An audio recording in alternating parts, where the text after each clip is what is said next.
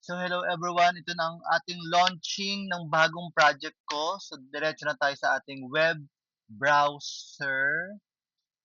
Let's go, let's go. Punta na tayo sa ating web browser. Ito na. Tapos ilalagay natin ang ating, i-search natin ang ating web app na Time Tracks. Yan, nakalagay na. Timetracks.vercel.app. So dyan yan. So dito tayo lalabas sa ating sign in page. Kung wala pa kayong sure for sure, this is a brand new app. Magkikreate muna tayo ng sarili nating application or account.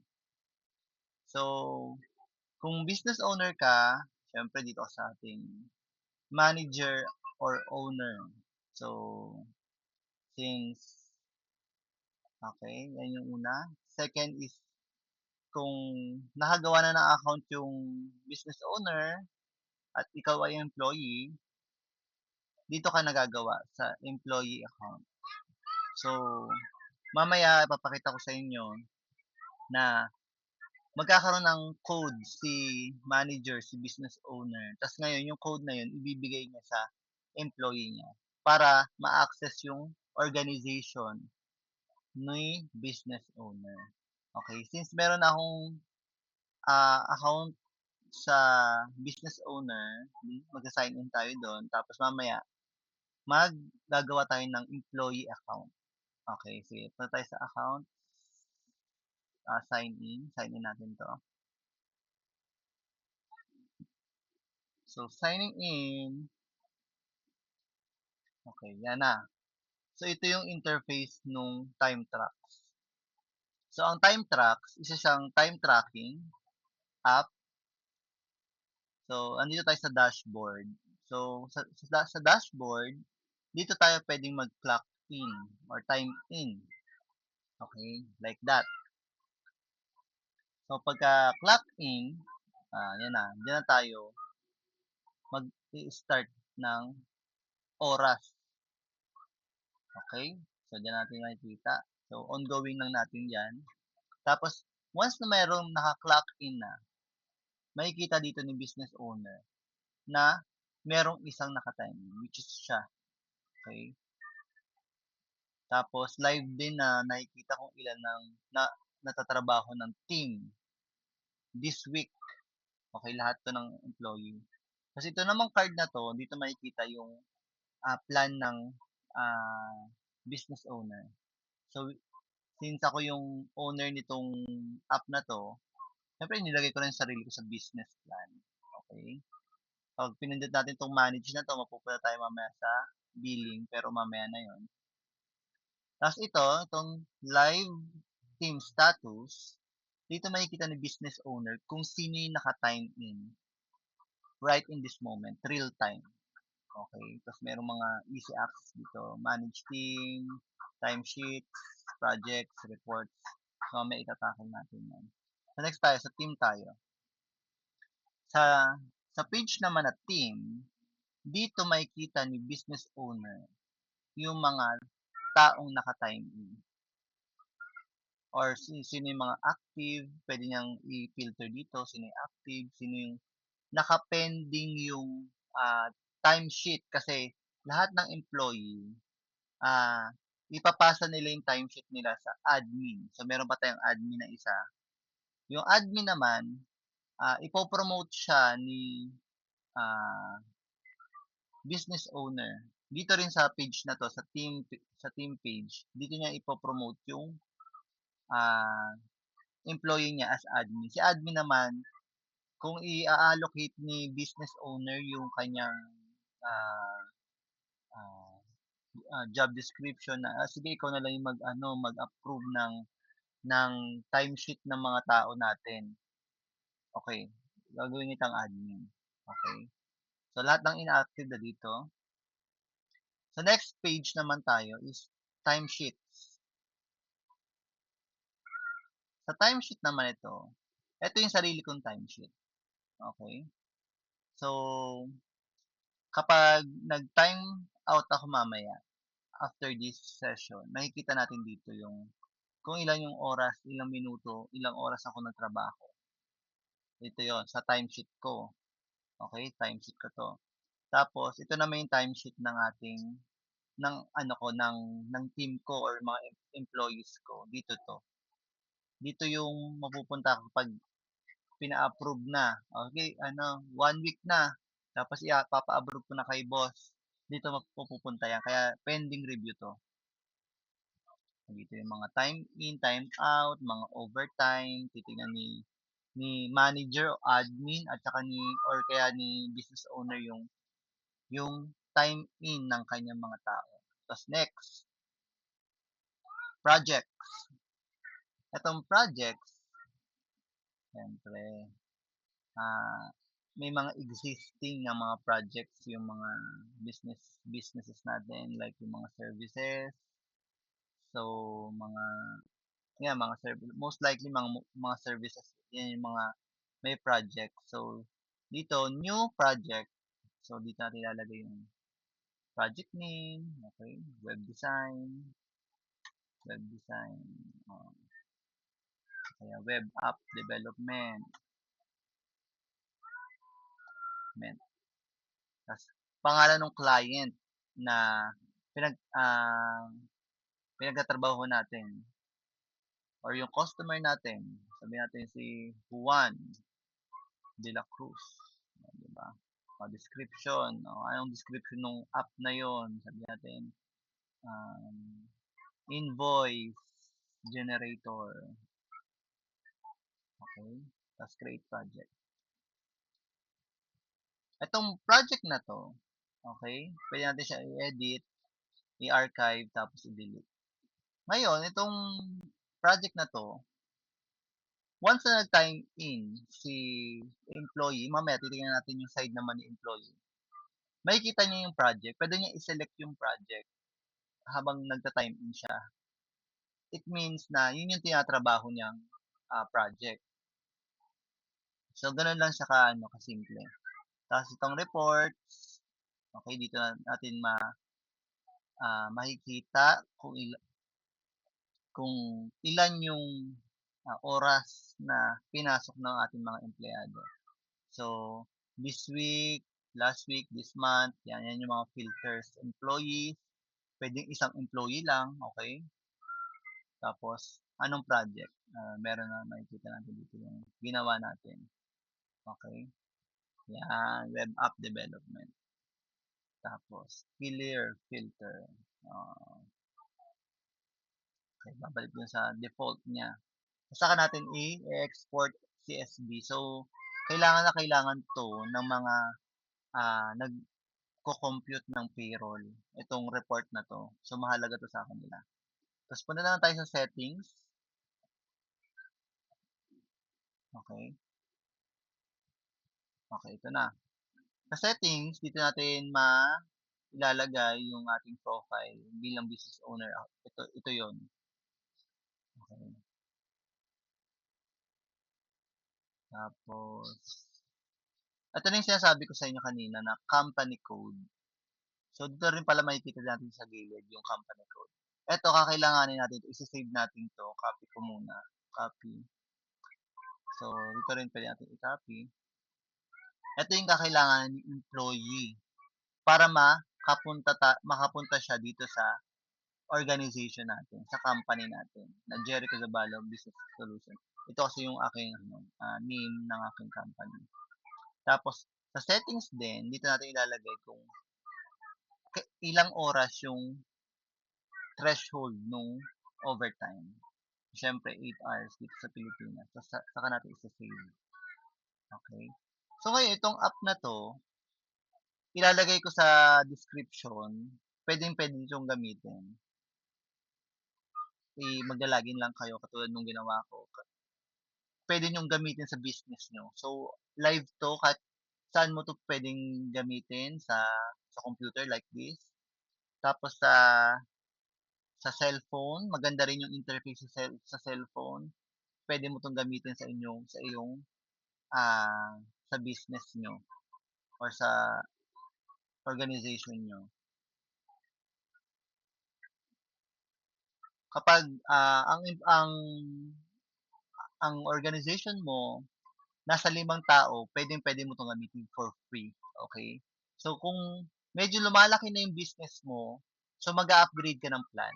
So, pupunta ka na sa starter, okay? Sa starter ka na, which is hanggang 15 employees at 2 admin yung maidadagdag mo dun sa free plan na 5 employees, 1 admin, clock in and out, tapos may break, okay? O, try natin yung break.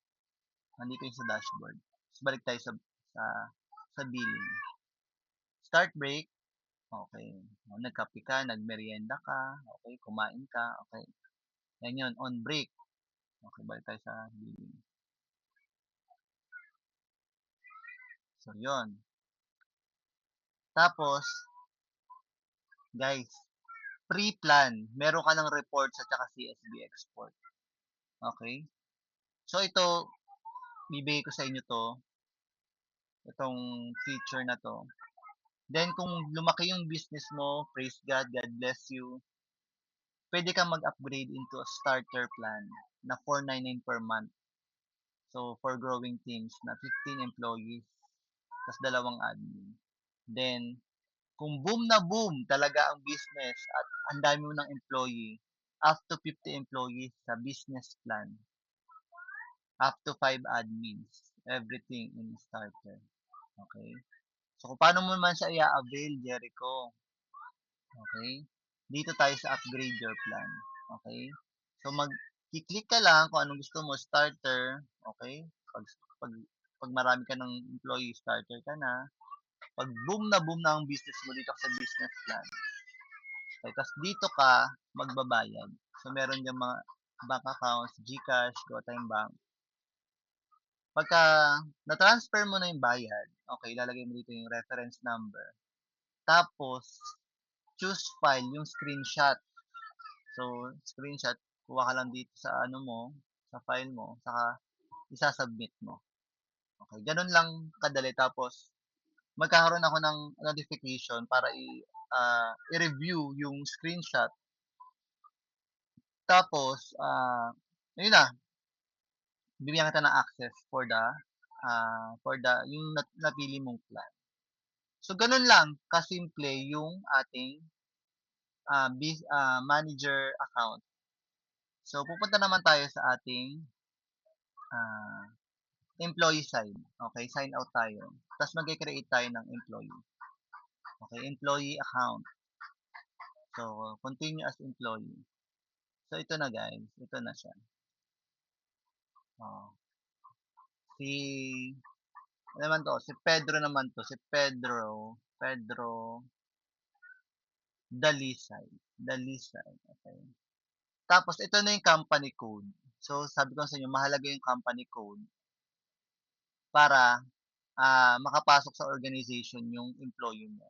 So, since na ano ko na-save ko yung company code ko kanina, tapos eto na ang email address ni Pedro Dalisay. So, lalagay ko muna yung ano ng aking ano, kung pwede to. Okay.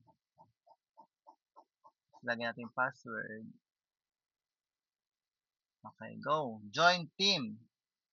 Oh my, user already registered. Nakagawa na pala yung asawa ko ng aking bawal pala siya. Oh, di ba? Ang galing ng system. So, ano kaya ang aking ilalagay na account? Sige, hanap tayo sa aking Gmail.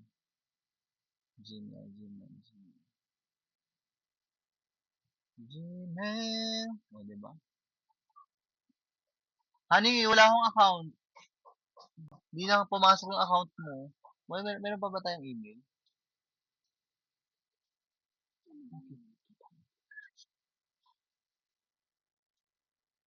Account. Nagawa ko ng ano, employee account. Eh, Yung akin, nagamit mo na eh. Di ba nag-manager ka? hindi na yung pwede ilabas. Ayan oh, user already registered. Mag ano. Magre-register. Wala na. Yun na yun. Email.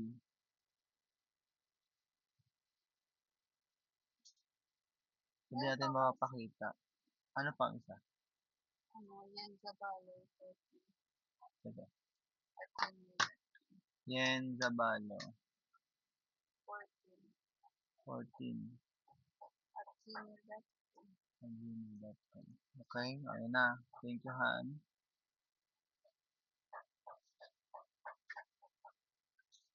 Okay, ito na. Save natin. So, lalabas itong prompt na to, waiting for approval. Nga pala, dapat pala, papasok tayo dun sa ano, isa pang ano. So, incognito muna lang tayo. Time track. So, time track. Ito. Okay. Si manager, i-approve niya yung sign in mo. Hindi ka basta-basta makakapasok. Okay. Okay. Yun, approve. O, approve natin yung ating ano. And break na nga muna natin. Baka hindi ako tumawad sa boss ko. Ay, ako pala ang boss. So, yan. Diba? O, sa dashboard daw ang ganda. Nakikita mo agad dito. Merong isang employee na nag-wait for approval. Si Pedro Dalisa. Okay, sige. Approve natin. Tingnan natin sa team kung pwede yun. Makita. Yun, makikita din pala siya dito kung pending siya. O, guys. Ito na. Bilang business owner, dito muna sa i-approve. Bam! Di ba? Tingnan natin si ano, balikan natin siya. Okay? Sige, sign out tayo. Sign out. Yan, Zabalo. Ito na, sign in ulit. Bam! Di ba? Hello, good afternoon, Pedro. Ito na yung dashboard ni employee. So, ang laki-laki ng oras natin, di ba? You are not clocked in. Tapos, yan na yung dashboard natin, clock in, clock out. So, sa side naman ng employee pala, super simple lang. Tatlong ano lang. Tatlong board lang nandito. Okay. Tapos, makikita niyo yung pangalan niya dito. Nakalagay employee. Yan. Tapos, dito naman sa, ano to, sa card na to, dito na natin makikita yung, guys, ito na. Diba? Ito na yung project niya, ni Pedro Dalisa. I-clock in na niya. Ayan na. Oh, diba? Yan na guys. Oh, okay ba? So, yan na. Ongoing na siya. Tapos balikan natin si ating, sige, muna tayo. Balikan muna natin ito na, si manager. Si manager. Ngayon, ako si manager or si business owner, gusto kong i-promote si Pedro Dalisay bilang admin. Pupunta ako sa team, tapos nakikita nyo to guys, admin. Pindutin lang natin yan. Automatic, siya na ay si admin. Okay, admin na siya. Ganon kasimple. Tapos mabibigyan mo siya ng feature na pwede na siya mag-approve uh, ng timesheet, ng mga OT. No? Siya na yung mag-a-approve nun. Pero dahil, mamaya wait lang, babalik natin sa employee. Dahil ita-time out muna natin siya. 1 minute, tama na yan. Mag-clock out na ako. Tapos na yung trabaho ko. Clock out. Okay, yan. Pagdating sa timesheet, doon natin makikita yung tinrabaho ni Pedro. Okay, ayun 1 minute. 1 minute. Ano ko to? Submit ko na to for approval. Okay, pending review. Sa settings, tingnan natin kung anong meron sa settings. Ayan, company. Pwede rin palang company name. Kasi hindi nila pwedeng palitan. Puwede nilang i-share yung code pero hindi nila puwedeng balikan 'to. Ganito rin, 'yan, ganyan. Yan makikita nila. Balik tayo kay manager, sa timesheet, kung pumasok na yung approval ni employee. Ayun, pumasok na guys. Yan, oh. So, makikita mo 1 minute ang tinrabaho niya, sige nga, approve. Okay, so lahat na meron na. Review, mapupunta na siya sa review. Approve mo na siya. Tapos punta tayo sa report. Sa report tayo, kay report. Okay. Si Pedro, oh, walang total hours kasi 1 minute lang. Oh, 1 minute at saka hindi rin siya maano compute na ano, point zero. Pero meron na si Pedro. Okay, wala lang siyang ano, total hours. Kasi hindi naman realistic yung 1 minute natin, di ba?